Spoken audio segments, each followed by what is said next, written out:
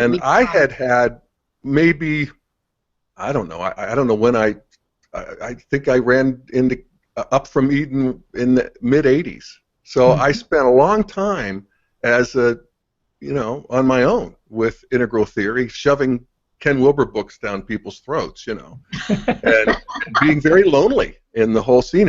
I couldn't believe my luck that I could be part of the integral scene in Boulder and actually help start it. And now, there's an integral movement. There's a worldwide movement, and I could say that I wish it was bigger and growing faster and all of that good stuff, but it's there. And that's the fruit of, the work that we did and other people, and I'm very happy about it. Mm-hmm. Yeah. This is great. Yeah. So today we are talking about same-sex relationships, and who is following Jeff? You know that he is talking often about gay laws now and gay marriage and so on. So it's a very dear topic to you, Jeff. And so I would like to ask you to introduce a little bit the history of same-sex relationships. You have to begin at beige, at the infrared, though. No, I'll begin before that, in the animal kingdom. Okay. It's one of the things that. Well, it's one of the things that integral helps us to understand is, one of the sort of basic tenets of integral theory is that there's an evolution not just in terms of our bodies and cells and molecules and all of that good stuff, but also in terms of consciousness and culture. And so we can see that the evolution of culture can be actually understood. One of the great examples of the evolution of cultures is how people who are gay, to use a more modern word, were integrated into these worlds. And so I actually would start in the animal kingdom, where same-sex relationships or same-sex activity is all over the animal kingdom. And so I think we can be pretty sure that in the beige, archaic stage of development that, it was there. We don't know that for a fact, but we do know once you get to tribal stage of development, the magenta in Ken's altitudes, or the purple meme in spiral dynamics, that same-sex relationships and a same-sex category was accepted in North American tribes and tribal cultures all over the place. They were often referred to as the third sex. So these would be unmarried men, unmarried women. There's a lot of theory about how that was adaptive, because these would be sort of the uncles and aunts that would help take care of the children, and they served a part of the niche of the tribe. By the time you get into red warrior stage of development, this is the stage where, this comes online with agriculture and, larger social structures, and this is pre-law. It's pre-moral in a way. People did not have guilt, but they did have shame. This is an interesting stage of development. And of course, the basic engine of that stage is might is right. So this is where the male patriarchy took over, and there was still same-sex relationships. If we think of the highest level of red culture would be Rome, Greece in a certain way, certainly in terms of same-sex relationships, and particularly I don't know so much about how it would be with same-sex females, but with males it was definitely a power structure. So the person doing the penetrating would be in the power position, and so you'd have boys and slaves, and then once you get into the traditional stage of development, or amber, blue, and spiral dynamics, at this point guilt does come online, and we have these monotheistic teachings, and you have this sort of horrible sour spot in history, and we see it now, and this is where you have basically the holy warrior. It's still a warrior, but it's a holy warrior now. So there, the book, the Bible, the Quran, all of these are, same-sex relationships at this point were seen as corrupting, We're seen as feminizing the culture. And so at this stage of the game, this is where it gets really ugly for homosexuals. And so at this stage, homosexuality is a capital crime. You're basically killed for it. And we see this with ISIS, and we see this with, the holy warriors to this day. As we move into traditional... Can I interrupt a moment? But this is mainly for men, isn't it? Do you know about women? I don't know as much. I don't know. I don't know. Kelly, if you know more about that than I do, yeah. I mean, I don't know much about like the history of women and same-sex relationships historically. I know mostly, what Jeff's talking about, because mostly it was, men were in power and the attention was always on men, and so naturally, in the homosexual realm, the focus was mostly on men. I think women actually had the privilege of being able to take a back seat and kind of hide a little bit and not have to deal actually with those injustices. Yeah, I think so too. I mean, there was a lot more behind closed doors.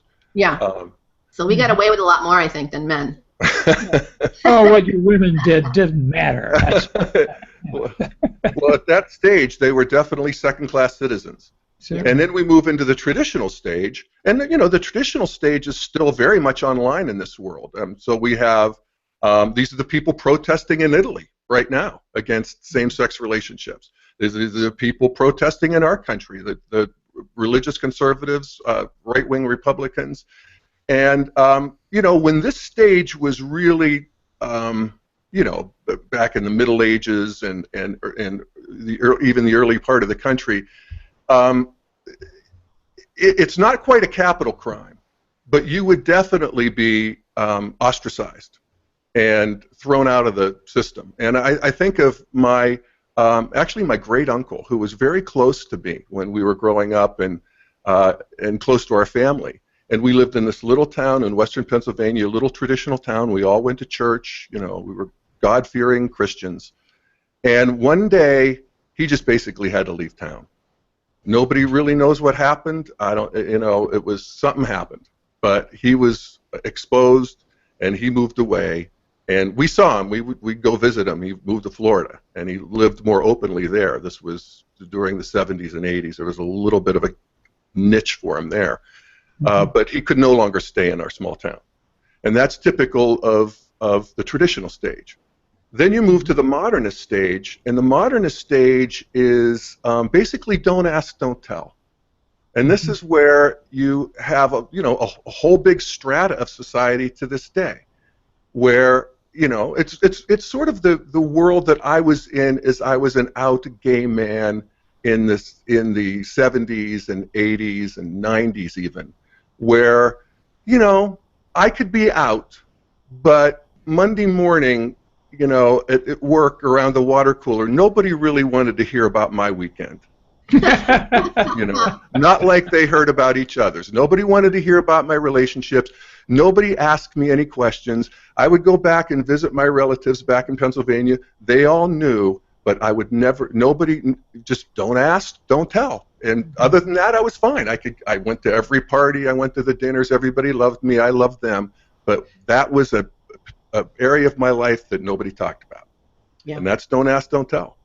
And then you get into green, and at this point, of course, at green, the whole project of green is to bring in the people who have been oppressed and marginalized, and to make them full citizens. So at green, homosexuality, if you're gay, you're like special. You're like celebrated. You're fabulous. And that's great too. Oh, everybody needs a gay friend, right? Absolutely, everybody needs a gay friend, or you're not cool. And then so that's green, and we all know green, and God bless green. It's astonishing actually when you consider the history of humanity that we would, after orange, move into a stage where it's about being nice, where it's about bringing in the people who have been hurt and marginalized and left out. I mean, it's really an amazing, astonishing achievement of humanity. But then you move into integral, and at integral, I mean, I think we're just figuring out what it is, but at integral, being gay is just another thing that's interesting about a person. You know, it's not something we avoid. It's not something we overvalue. It's not something we ignore. It's just, wow, how interesting. And it integral, and then we can talk a little bit about this. And Kelly, I want to hear your views too. Is that, you know, gay and straight are just two huge categories that have all sorts of variations within them. You know, so you have bisexuality of Caitlyn Jenner. You have, I mean, at this point, we're just, it's almost like sexuality is blossoming to the point where we realize that everybody's sexuality is almost as unique as their face, if you know what I mean. You know, we all just have a different. I always love the line from Emerson where he says, "Every church has a congregation of one." And it just, you know, we're all so unique, and that becomes what's interesting at Integral, I think. You know, I'm sort of theorizing here, but I'd stop there and see, Kelly, if you know, any of that sparked something in your experience. Just to talk about, just to talk about the integral level, yeah, I feel like we're still just figuring it out, and there's like a whole kind of red carpet to explore that, which is just so beautiful and so new and so revolutionary in that way. So, you know, we actually have a way, we actually are in a moment where we can kind of co-create what we want it to be, and that to me is so liberating, so much freedom, and it just helps me personally just have so much more acceptance about my sexuality in the world. Like I can really just sink into it and not have it be, you know, this weird nebulous thing that I'm like always working with. You know, it's just a natural expression of who I am, and I kind of see it at the integral level. It's like, it's just another expression. It's another flavor. It's another typology. It's another way just to really engage the world, and it's really beautiful. And I think we're at a very exciting time to be gay. Yeah, I do too. And I'm very grateful. I never in a million years thought I'd see the day where we have gay marriage in the United States, for one thing. I mean, back in the 90s when, you know, we had we had some, there was a thing in Colorado, Proposition, whatever it was, that where gays could be discriminated against in employment. That's still true, by the way. In a lot of states, you can be fired for being gay and there's no legal consequence. That's sort of the last piece of the puzzle that has to be put in place. But it's really astonishing. And Kelly, I'd ask you, did you grow up in, you know, which of these levels would you say? Did you grow up in a traditionalist level too, or are you more modernist, or what was the scene for you? Yeah, I mean, I grew up in Massachusetts. Okay, more liberal.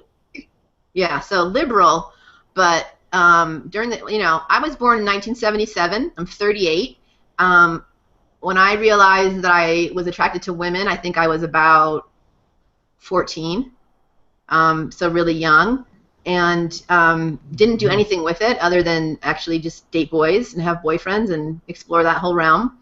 And then when I was 16, I was really into women and really wanted to explore it. And I had my first relationship, albeit like completely secret, completely like in the closet, like completely in the shadow realms, to be honest, with a woman who was 19. So she was a bit older than me. And it was exciting and scary, and it totally, like, I was doing something wrong, but there was some excitement in that, like I was breaking the rules, and something about that felt just fun and good. But I was also terrified, completely just scared shitless for anyone to find out. It was not accepted in my town. It was, you know, as liberal as Massachusetts was at that time, it wasn't okay, you know. Yeah. And basically, my deep fear and my shame, like I was actually, like, my behavior was bad, my behavior was wrong. And at that time, I was raised Catholic, but very loosely. But at that time, I was really into looking for a spiritual connection and trying to figure out the laws of the universe and, like, what does this all mean? And it was just at a very, very early age, a lot of existential question and inquiry. And so I actually started going to church on my own just to find, like, some spiritual connection. My family didn't go to church. They're watching football on Sundays. I'm going to church. You went to Catholic church? Yeah, Catholic church. And I'm being told how horrible I am for being gay. And I'm just, you know, it's devastating. So it was really this bipolar experience of, like, so much excitement and energy and like wanting to explore and like this friskiness with a little bit of mischievous energy like kind of mixed in there, and then just this shame and this terror of being found out and feeling like I would be kicked out of everything. You know, I was big on the basketball team. I played softball. I played like every sport, and just feeling like I was going to be just shunned from my town if anyone found out, and just terrified. Yeah. To the point where I got really depressed and a little bit suicidal. Really? Yeah, it was really intense. An oft-told story among young gay people. Yeah, I was suicidal. It was really horrible, just a horrible kind of experience. And then after that, working through some of the more psychological issues around it, when I came back into dating in the world again, I started dating men because it was just too much. And I didn't date women again and for a couple more years till I went to college. Mm-hmm. And that's when I really came out, like, for real. Yeah. And so what age would that have been? I was 18. Oh, okay. Yeah. Yeah. Yeah, so I was 18. I had a boyfriend at the time who I was super into, but I also was just so attracted to women, and, you know, being in college and I was playing I was on the basketball team in college. I was on the softball team in college. I had a lot of access to other women who were gay, lesbian, and who wanted to have fun and explore. And so I fell in love with my first woman when I was 18. Her name was also Kelly. We were both on the basketball team, and it was so beautiful and so sweet to be able to like just sink into my essence and be okay with it. And I still wasn't fully okay with it because I ended up actually going to a Catholic school, so it was like, you know, it wasn't okay there, but there was tons of gay people everywhere. So we just it was kind of like it was the don't ask, don't tell thing. Like my basketball coach was like, I don't want to know, you know, it was kind of not okay, but everyone knew what was happening and we just didn't really talk about it. So that's just a little bit of my journey, yeah. Yeah. And I just want to pause there for a minute because this is the heartbreaking part of being gay in our generation. I'm 62, so I'm quite a bit older than Kelly. But we both had similar experiences, particularly during the teenage years, which is a tender age. Yeah. You know, when your heart's opening and you're feeling the sexuality coming online, and you have to deny your basic essence. You can't talk about it with anybody. You have to pretend that you're somebody other than who you are, and that is a fucking tragedy. I'll tell you. Yeah. That is that's a soul-crushing. It can distort your whole being in a way that is. I'm so glad that that's ending for these young people. How did you handle that? How did you come out? I mean, you are not distorted or something. You are a high-functional, integral person. So you must have found a way, both of you, to come through that. What happened? Yeah. Well, I'll just share mine real quickly because I think part of it is typology, and this is where we're all sort of come out a little bit differently. I realized I was gay when I was about 13 as well, Kelly, and I actually remember the moment. I was washing the car in my parents' driveway, and I set the bucket down. And I realized I'm a homosexual. I had read some book, I don't know, 13. I'd gotten some book out of the library, and I made two promises. One was that I would never act on it, and two, that I would never tell anybody. And that's what I did, for a few years. I actually came out when I was a freshman in college. Once I got out of town, but I have to say that within myself, I didn't feel any shame. For some reason, it didn't get into my own interior identity. I knew what I knew what I had to do, and I knew what the game was, and I knew I had to hide, and I could never come out. And I was okay with it. I don't know if I was okay with that, but I knew the deal. But I never once internalized it where I wanted it to change or anything like that. I've been with 2 long-term relationships. Actually 3, with men who had a very, very hard time with accepting it within themselves. For some reason, I was spared that. I think it's my Enneagram 5. You know, it's just my own interior world had enough sort of coherence that I could somehow hold that together. I don't know. I haven't sorted all that out, but I'm grateful for that. And when I think of what my current boyfriend, you know, he didn't come out till he's 55 years old. Never had a relationship with a man, and you know, was willing to go to his grave until I came along. You know. So anyway, Kelly, what do you know? You did have more of an internal struggle. It sounds like. Yeah, I really did for quite a long time, even through my undergraduate years. Even when I moved to Boulder, I remember first moving to Boulder and still hiding. And I had been out for years and had many girlfriends and many nights of enjoyment in that realm. And it was like I had to come out all over again when I moved to Boulder. You know, like every time, I just felt like I went to college, I came out, then I moved to Boulder. I felt like I had to come out again, and I still had a lot of shame, and I still had a lot of secrecy. And at that point, some people knew that I was gay, some people didn't, and I didn't really talk about it that much. I dated people, but it was really just like kind of my inner circle that knew. And in the integral scene, I noticed there weren't a lot of gay people around, and so it kind of brought back a lot of my teenage years growing up. Like, oh, here I am again, you know, and like, where are the gays? Where's the integral gays? I'm just, you know, it was heartbreaking. That was me. No, it's right, and also sort of a little bit macho. Right? Yeah, a lot of men, you know, and Ken, you know, God bless Ken, but you know, he has that whole macho thing. Yeah, so it was a very macho. A lot of the people in the community and the leaders were men themselves, and just everyone was just so straight, you know, just so. It's true. And hey, we still are. Come on. Yeah. Some of us.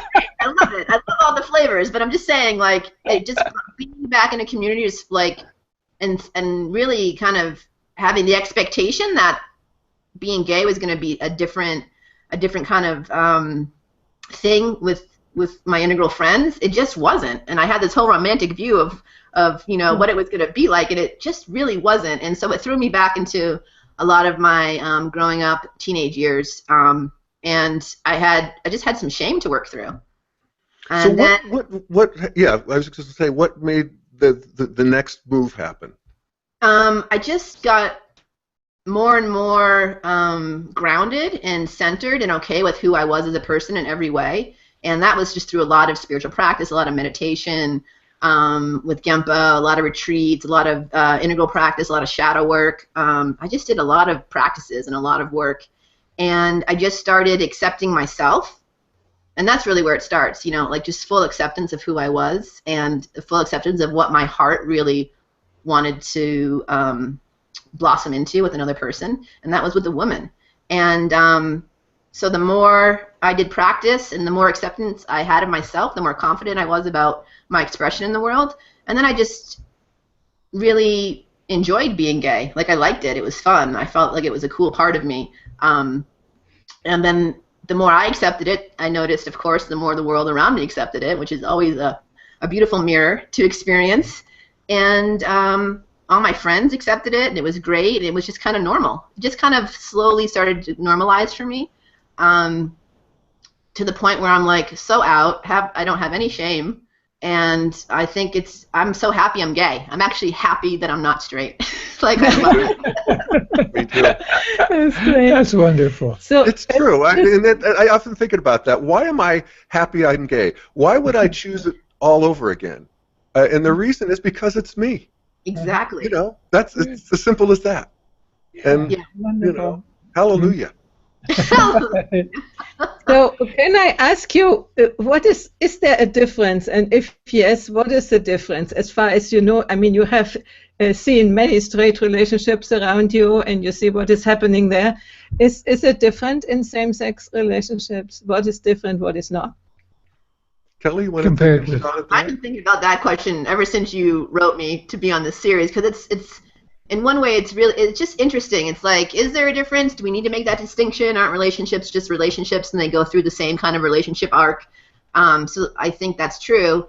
You know, just something funny I was thinking about this morning is like for women to women relationships, it's like we don't really need birth control. That's awesome. You know, like that's a difference. Yeah. But really, I think, you know, I haven't been in a straight relationship for about 20 years, so it's really hard to compare. But and when I was so young. And I'm sure there's very subtle differences. But you know, when you have two same bodies, at the physical level, the body level, when you have two same bodies come together, I mean, there's a difference there between having, you know, two opposite bodies coming together. And so there's an energetic component that I feel is different. I don't know how it's different. I just feel that it is different just from that basic, you know, just at the physical level. I think. Can I ask you something? Yeah. Because we women often complain that the men are not caring enough and not sensitive enough and not, you know, why we women are so sensitive. Is this an achievement when you are together with a woman, that we have more the same desires and more the same sensitivities? Yeah.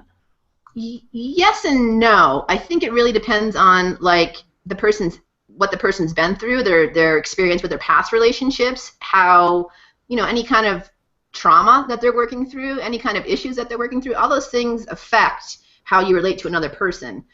So, you know, I've been in relationships with women who aren't really available and who aren't really that, you know, connected to their hearts or guarded in a certain way. And it doesn't matter if they're a man or a woman. It's just, you know, it's just kind of how they're coming into the world and what they're working on and what their lessons are and what they're learning. And so I know I have a lot of straight women friends who always say to me, oh, you know, I wish my husband was more like you or more empathetic and, you know, this or that. But I don't think at that level it has a lot to do with gender. I feel like it has a lot to do with background and makeup and lessons to be learned and individuals' work to be done at a certain level. So I feel like we go through the same relationship arc. We have the honeymoon phase, then shit gets real, and we're like, whoa, who is this person? And then, you know, if we're lucky enough to make it through that second stage into kind of just like this acceptance and what I call the sweetness of a relationship, you know, where you work through that. You know, you rub up against each other enough where you can kind of blossom into a more sweetness place and of acceptance and love and joy. I think all those stages of relationship are exactly the same. Yeah. Mm-hmm. Yeah, I think so too. I learned a little bit. I'm hearing an echo. But, well, I'll keep going and see if it ends. There we go. I feel like.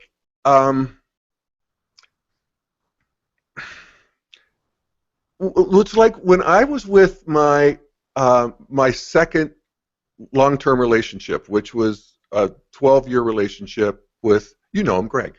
Kelly, you. Yeah, Greg. We love Greg. We love Greg. We still love Greg. Yeah, we still love Greg. But Greg had been married to a woman for 12 years when we met. We were both in our mid-30s when we met. Mm-hmm. And I had been in a previous relationship, which was we weren't that, we sort of were roommates and, you know, we slept together and all of that stuff, but we were separate units, my first relationship through my 20s. When I met Greg, he taught me how to be in a relationship. And he feels like he was taught by his wife. I mean, and it was like how to talk, how to be intimate, I would travel. With my first relationship, I would travel for a week and maybe call him once just to check in, With Greg, that was not okay. You call every day, and you say, I love you, and you talk about things, and you do things together, and you check in, and you spend time together, and and that was news to me, and I'm not sure I liked it. I felt a little suffocated by it until I sort of got in the groove, and I realized, okay. So, there was an intimacy that I had to learn, I got to say, and I'm not sure that that's not true of men, just stereotypically. And the woman generally teaches the man how to do that, just to use the stereotypes. But Greg has, I mean, I always would think to myself that, Greg Kelly, he's a man's man. He's, handsome and, kind of, you never know he's gay. But he still has the heart of a woman in a certain way. He loves that connection, loves that intimacy. And I'm so grateful to him because he taught me what that was. And now in my current relationship, we're both there. My current guy was married for many years, 30-some years. So we're well civilized. We've been well civilized by women. Me indirectly. But I think there's some truth to that. I do, yeah. I love that. Yeah, yeah. It's nice. It's sweet. And in terms of, we have the polarities of masculine and feminine, and there's, a lot of truth to that. It's an indestructible polarity that appears to be built into the cosmos. But what you realize, particularly as we get more and more complex. This is what evolution does for us. We just find more and more parts of ourselves. It's like turning up the Google map. It's all of a sudden what I thought was just a plain. There's mountains and there's textures and there's rivers and there's all this stuff in us that we didn't realize. So there's plenty of masculinity and femininity in all of us. We can still find that juicy polarity. It's not a problem, especially. And I think that's one of the reasons that, the traditional sexual outlaws like homosexuals and transsexuals and transvestites and all of the people who are outside of the 30-yard lines, they're not only accepted now, people want to know them. I mean, we're all deeply curious about Caitlyn Jenner standing up there with her glamorous gown and her hair and her makeup, and there's a penis under there. We all know it. It's like, wow. And yet there's something we're very curious and attractive about that. And it's simply because we were bored. Humanity's bored. We're ready to move forward. We want a little more juicy, interesting, different. That's the engine of evolution. I think the greatest engine of evolution is boredom. Human beings won't tolerate it. Yeah.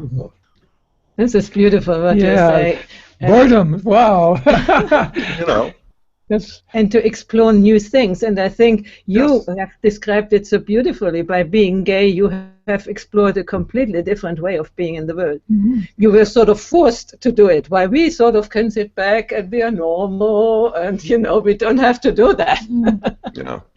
It's really great that you are the pioneers in doing that, really. Yeah, and the only part that still I get mad about is when I think of gay kids in traditional, even modernist, and God knows that's most of the society, and it breaks my heart for 14-year-olds, 15-year-olds, 16-year-olds that they can't experience what straight kids can, which is just that wild, open, crazy passion that we're feeling too, no doubt about it. But we have to sort of sit on it, and that pisses me off. I'm thinking of a current issue in Washington State, which I know about because I have a niece who lives there, and she makes a lot of noise about this. Maybe it's going on elsewhere too, about the school system deciding that children should be assigned gender according to their own desires, so to speak, rather than strictly by their anatomy. And she is extremely upset with this. She's imagining all kinds of traumatic locker room encounters, same-sex showers, and I'm saying, but the children will have no problem with this, Yeah. Our roles are so much more fluid these days that this is not going to be upsetting.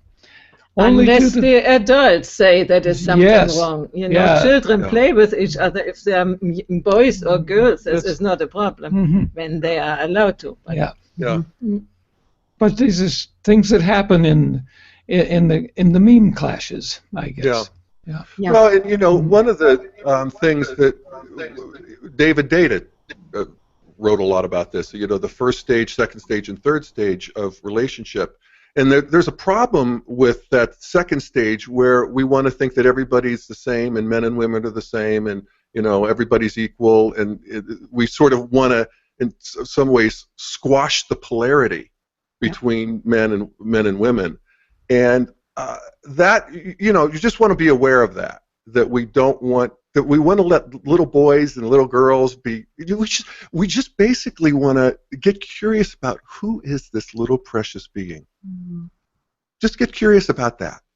And they'll show, as long as you love them and are curious and accept, they'll show you who they are. Oh my God.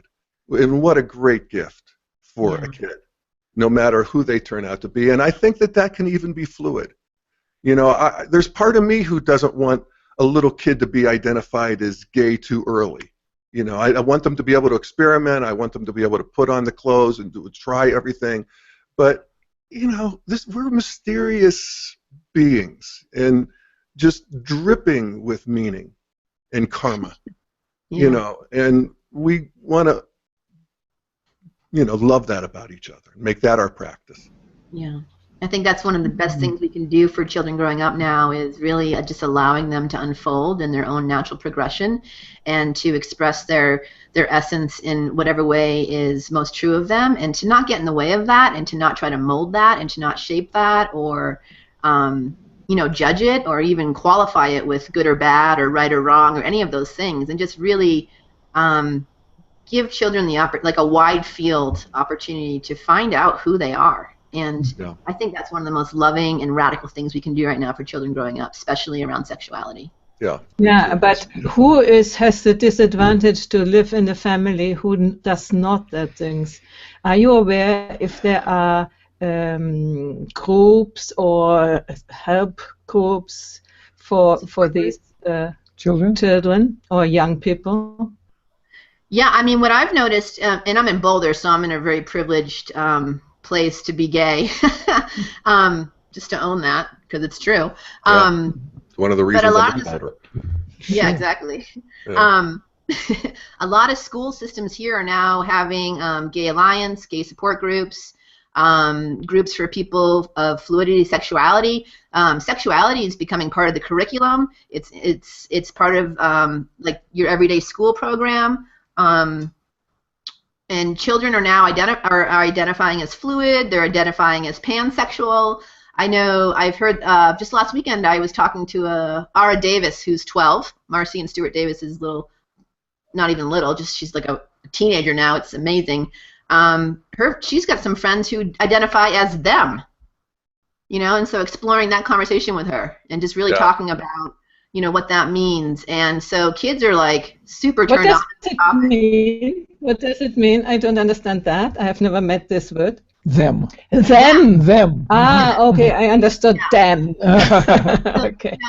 Not you know, maybe not a man or a woman or masculine or feminine, but them.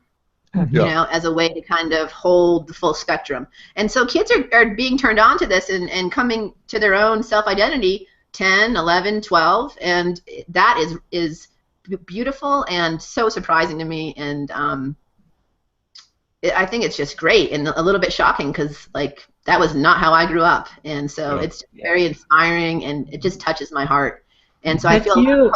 I feel a lot of hope. You both have helped that this could happen by living your life and coming out as that and doing all the process. You have prepared, as Ken says, the grooves. You have opened the grooves. That's true. Yeah. And you see it in culture. There's a movie that's just been released here in the States called Deadpool, which is a superhero movie. And of course, superheroes is comic book is basically red. You know, these power gods is what they are. Well, this one is pansexual, and with men and women, and this has been a big success in the comic book world. So you get young adolescent boys, which is generally the comic book reading public, reading this sort of thing, and they like it.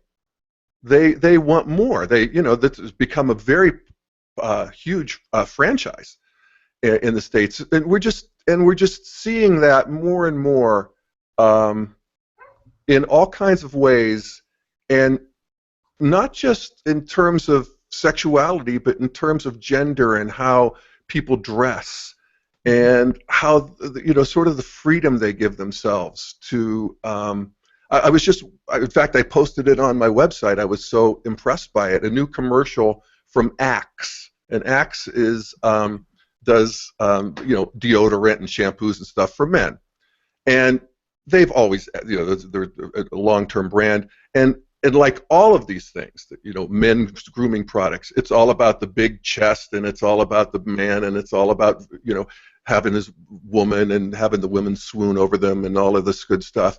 And this new commercial, the tagline is "Find Your Magic," and it shows men with six-packs. It shows men with it shows a guy in high heels.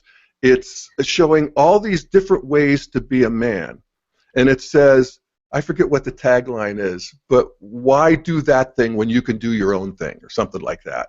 And that's astonishing to me. These are people who are marketing, men's grooming products are sold to 18 to 26-year-olds, for the most part. That's what they're after. And that's how they're doing it. It's a new world. It's just a new world, and it's happening right before our eyes. Evolution is, particularly on this track, is moving so fast, it's astonishing. Yeah, I'd agree. Yeah. It's shocking. Yeah, it is. It is. And, yeah. And, I love it. And exciting. I do too. I do too. It's a wonderful thing. It makes me want to ask, where are we going? What is going to unfold yet, or unfold next in this world of sexuality, and in terms of identity, in terms of what is still taboo, has yet to come out and become public. I don't know. Yeah. Any guesses? Huh. Well, I think it's that idea that everybody gets to be who they are and gets to explore anything that they want, and I think that's where we're going. And there's always a little danger in that, because when you let all the rules down, then you can descend into sort of a chaotic red place where it's just about what feels good in this moment, and I do that, and the rest of the world be damned. And that's, I don't think that's where we're going. That's how the sexual revolution looks to people who are traditionalists. It doesn't look like progress to them. It looks going back to like Bathsheba and that kind of stuff. So, but actually, as long as this continues to unfold in ways where we respect and love each other, and that what we're doing takes place in a container of that, where we really love each other, then I'm good. I'm good with it. I bring it on. Bring it on. And I think that's where we're going. I think we're going in. I think the sacred world to come is coming fast, and this is part of how we get there. Oh, Jeff, I love your inspiration and your positive outlooks you always bring into the world. I felt it really in my body when you were speaking. Also, I missed a little bit when we fell out, but this is why I love your transmission. Thank you. It's just how I see it, and I'm so grateful. And so grateful to have found integral theory, which helps me to understand it. I mean, I don't know where I'd be without it. It's just the whole thing. It feels like, it's like Ken says, it's psychoactive. Yeah. I mean, there's something about it that once you sort of get the download, it's like, wow, what a whole new world there. I think everybody who has deeply gone into integral theory has had the same experience. Finally, I understand what I have intuited in some way, but we couldn't get any words to it, and now we have words for it. And it's really great that by doing your transmissions, for instance. We try to do it with our transmissions. Then there is the integral conference in Hungary soon, and there are all other integral living room or whatever it is, which is coming out and helps to do that, to unfold into the public these not only different ideas, I would say it, and to talk a little bit with Margarita's terms, the energy, fill the energy with different vibrations. And I'm very grateful that you do that, that you both came to help us to do it, because we alone, you know, we can blah, blah, blah, blah, but then sooner or later it's boring and nobody would listen to us. I hope maybe Kelly has some thoughts about where we're going, too. Yeah, I think... I just think the container for exploration, and not just around sexuality, but all parts of ourselves, is just getting wider and bigger and fuller. And I think with that, we're just going to see a lot of new identities crop up, a lot of new terms, a lot more gradation. And I feel like after that moment, I think there's going to be some structures that are going to come back in to kind of really hold and contain and ground that exploration in that container. You know, and just ground it, because right now, you know, it's loose and it's chaotic and it's fun, and it's expansive. And whenever you have an expansion, you're always going to have a contraction. So I really feel like after this container of exploration and this more expansive moment, a lot of new identities are going to come into form, which are then going to help kind of ground this experience, and not necessarily have rules, but I think create a structure for everyone to kind of sink into more. And those are just the senses I get about where we're going. Yeah, I agree with that, Kelly. It's almost a polarity in and of itself. You know, exactly, the sort of freedom and then the structure, and, you know, God bless both, you know. Yeah. You know, you want both of those. Yeah. Yeah, this is wonderful. Yeah. It's such an amazing time to live in. Yeah.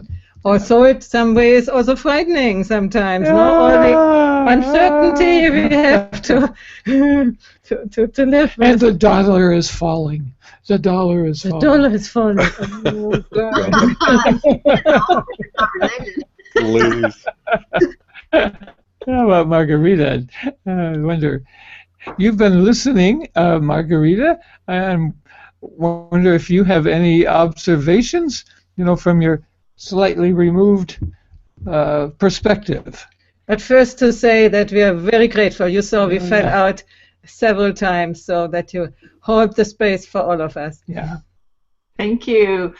It's amazing because when Jeff and Kelly was talking, I felt like there's two things. The sexuality in normal people, they don't get to explore it as you do, because there is so much repression on especially for women who has to perform inside of a relationship, and then they don't have really anywhere to go to get help with that, because it's so shameful. Yeah. At least with if you're gay, you have a stronger urge to actually claim it, because it's so much more painful, and I think and the society is pressuring you. Yeah. So I want to mention is something else too. I'm an intuitive healer, and if you are different from other people, you will always find that, okay, this is like woo-woo, right? This is like this, and this is not normal. And I came to think of the Inquisition and, you know, the burning of witches and stuff like that, which I have experienced in a past life sometime really vividly. Maybe this is coming to mind from other people, but there are other groups of people who also are minorities who has an incredible struggle. So we're not alone. I think that on the planet, if we can have compassion and understanding about the ones who are different from us, then there will be a better world. So that's my final word. Yeah. Mm. Well said. Beautiful. Yeah. Okay. Okay, we are Well, coming in we're for back. hopefully doing the closing. We Yeah. invite all.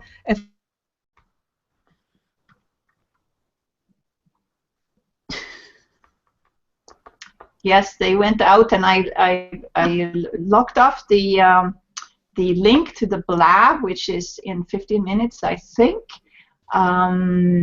So, are you back? I'm back. I wanted to invite everybody to the blab, but I think, Margarita, we have to redo it on your account because with this internet, it won't work. Okay. Anyway. All right. Are we ending there? Are you asking me to click the button? Well, it looks like they have gone out. So I want to thank you, Jeff and Kelly, and everybody who has been watching. And there will be a replay, I think, somewhere. And we're going to go to the blab, and we're going to change the blab to my blab, and we'll send a link on the page, the same page on the YouTube as you were looking at. So thank you very much, everybody, and then we'll see you next time. Yeah, thank you so much Yeah. for your patience with That's our great. disappearance, continuous disappearance. Maybe they liked us being away. You suppose? Yeah, hating. All right. Hey, thanks so much, Bye, Kelly. thank you Bye, very folks. much. Much love. Bye-bye. Bye-bye. Bye-bye.